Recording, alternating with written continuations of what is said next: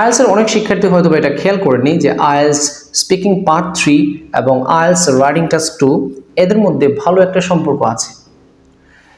Writing task 2 তে আপনাকে একটা প্রশ্ন দেওয়া হবে, এই প্রশ্নে আনসার আপনাকে মিনিমাম 250 ওয়ার্ডসে দিতে হবে এবং এখানে আপনি যুক্তি উপস্থাপন করবেন বা আইডিয়া দিবেন, সেগুলোকে ব্যাখ্যা দিবেন। আপনি খেয়াল করে দেখেন যে আইএলস স্পিকিং পার্ট 3 তে কিন্তু একই অবস্থা।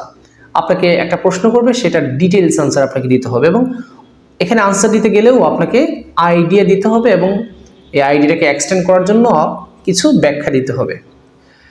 এখন আপনি যদি স্পিকিং পার্ট 3 এর আনসার বা স্যাম্পল আনসার রেগুলার পড়েন, স্টাডি করেন, সেক্ষেত্রে যে আইডিয়াগুলো আপনি পাবেন, এই একই আইডিয়া কিন্তু আপনি রাইটিং টাস্ক 2 এর টপিকসে কিন্তু কাজে লাগাতে পারবেন।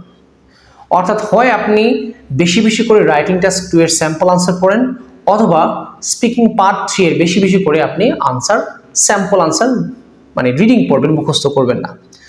তো আমাদের যে আইএলটিএস স্পিকিং এর বইটা আছে, এই বইতে ক্যামব্রিজ 5 থেকে শুরু করে ক্যামব্রিজ 19 পর্যন্ত, যেটা বর্তমানে বাজারের লেটেস্ট বুক, এই 15টা বইয়ের পার্ট 3 এর স্পিকিং পার্ট 3 এর যত প্রশ্ন আছে 60 টেস্ট এখানে আছে। অর্থাৎ আপনি 60টি টপিকের উপর যে প্রশ্নগুলো দেওয়া আছে, সেই প্রশ্নের আনসারগুলো আমাদের এই বইতে পেয়ে যাবেন।